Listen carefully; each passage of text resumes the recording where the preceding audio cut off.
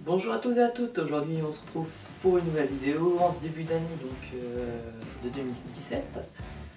Donc avant de commencer cette petite vidéo, je vais vous souhaiter mes meilleurs vœux 2017 pour vous, une année remplie de plein de reptiles, d'insectes aussi pour ceux qui font des fourmis, des phasmes ou autre chose. Donc on se retrouve aujourd'hui pour une vidéo qui va être surtout consacrée à du blabla. Pour vous expliquer un peu ce qui s'est passé dernièrement dans les vaches, parce que ça fait longtemps que j'ai pas fait de vidéo en fait. Avec les vacances et les examens, du coup j'ai pas pris le temps d'en faire, donc voilà. Donc début décembre, je suis allé à Hamm en Allemagne, donc à la bourse du plus grande d'Europe je pense. Et j'ai acheté donc un nouvel animal, c'est un serpent. Pour ceux qui sont sur Facebook ou sur Instagram, vous avez déjà dû le voir. Je ne vous montre pas encore en vidéo parce que il s'est pas nourri pendant un mois et demi. Il a fallu que j'achète du vivant, que j'ai nourri son vivant, donc il commence vraiment à manger. Donc là il a commencé à manger, mais je devrais attendre qu'il fasse une nuit avant vraiment de vous le montrer, je devrais qu'il soit bien stabilisé. Donc il est dans le terrain où j'ai fait le plafond chauffant. Donc quand je vous montrerai le terrain, je vous montrerai ce que j'ai un petit peu amélioré sur le plafond chauffant. J'ai bien mis les barres comme j'avais indiqué dans la vidéo. J'ai rajouté aussi des lumières, enfin voilà, vous verrez tout ça. Ça c'était une plutôt bonne nouvelle parce qu'on a un nouvel animal. Une moins bonne nouvelle que je vous ai pas annoncé, sauf ceux qui sont sur Facebook et le savent. Mais pour les autres, une mauvaise nouvelle qui est venue aussi fin novembre, début décembre. Godzilla, après avoir arrêté de manger début septembre, après un rendez-vous chez les vétos en octobre, après 2 mois de gavage, n'a pas survécu malheureusement. C'était notre premier acquis, donc j'ai mis le temps un petit peu à l'accepter, on va dire. C'est pour ça que vous avez que la nouvelle maintenant en vidéo. Donc ça c'était pour toute la petite partie reptile. Je vais peut-être dire juste une petite info sur des bébés scéloposes que j'ai eu. Je vous ai pas forcément montré beaucoup en vidéo, mais ils ont tous été vendus là actuellement. J'en ai plus aucun chez moi. Ils sont tous chez des gens, donc si j'ai des nouvelles des petits, à la nuit je demanderai des photos et je vous les montrerai pour voir un petit peu l'évolution. Mais normalement je devrais avoir cette année des bébés avec mon trio de scéloposes. Je fais la bonne mais vous ne voyez pas. Donc ensuite j'avais fait aussi une petite hibernation à la couleuvre américaine, donc la Procaptis californiae. J'ai arrêté de la nourrir pendant 3 mois. J'ai repris mon message cette semaine et j'ai rallumé le chauffage en fait, parce que j'avais éteint le chauffage, j'avais laissé l'éclairage pour faire un cycle journalier, mais il n'y avait plus de chauffage en terre. J'ai installé aussi une machine pour le chauffage pour faire un test avec des UV, voir un petit peu ce que ça donne. C'est vraiment pour le fun, hein, c'est complètement un test, n'importe comment, pour voir ce que ça va donner. Donc ça c'est au niveau des reptiles. Au niveau mammifères, j'en avais jamais fait. J'en ai déjà fait mais j'avais jamais présenté sur les vidéos. Donc là, vu que mon nouveau serpent ne mange que du vivant, je vais me lancer dans l'élevage de souris. Donc là pour l'instant j'ai 2 femelles souris, donc j'en ai une qui a déjà fait ses bébés. Donc il y a déjà des bébés qui sont partis pour le serpent. Et avec le stress du voyage et tout, elle a mangé les autres bébés, donc il n'y a plus de bébés. Et j'ai une autre femelle qui est pleine, donc qui devrait me faire des bébés normalement la semaine prochaine, je crois, si je vais bien compter. Donc je vous montrerai ça en vidéo, je vous montrerai aussi les petites installations des souris du coup que je vais avoir.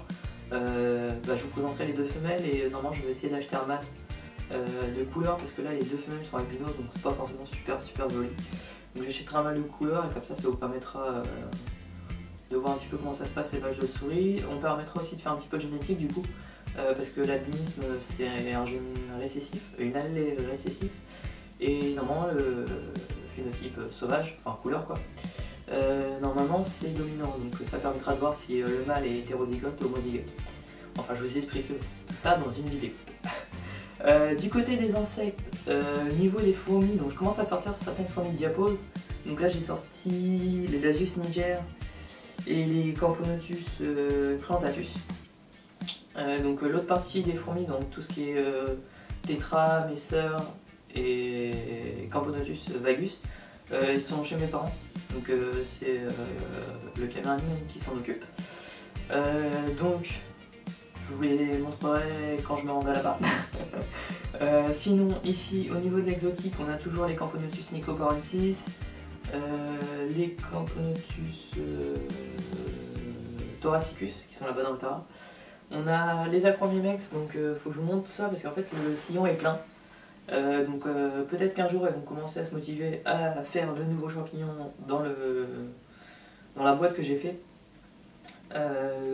Mais là avec l'hiver c'est assez chiant de trouver des feuilles. Donc j'essaye de trouver un peu de troène. Sinon j'ai nourri avec des pommes ou des oranges pour l'instant. Je vais tester le chou aussi. Un ami teste le chou et ça convient plutôt bien, donc je vais tester et je vous dirai ce que ça donne. Il y a aussi les Aphenogaster senilis qu'il faut que je vous présente plus amplement, mais je vais attendre je pense de les mettre dans un nid pour que vous puissiez bien les voir. J'ai aussi une fondation d'Aphenogaster subterranéen, donc il faut que je mette en ADC, donc on pourra faire ça ensemble à la limite. Ça c'était pour tout ce qui était fourmis. Au niveau des insectes d'élevage, j'ai eu pas mal de nouvelles espèces de blattes actuellement, enfin je me relance un petit peu. Donc je vais essayer de faire des espèces qui sortent un petit peu de l'ordinaire. Donc j'ai toujours de la dubia, ça c'est classique, je veux dire. C'est une espèce qui me plaît assez parce qu'on peut la manipuler très facilement, ça court pas partout et tout.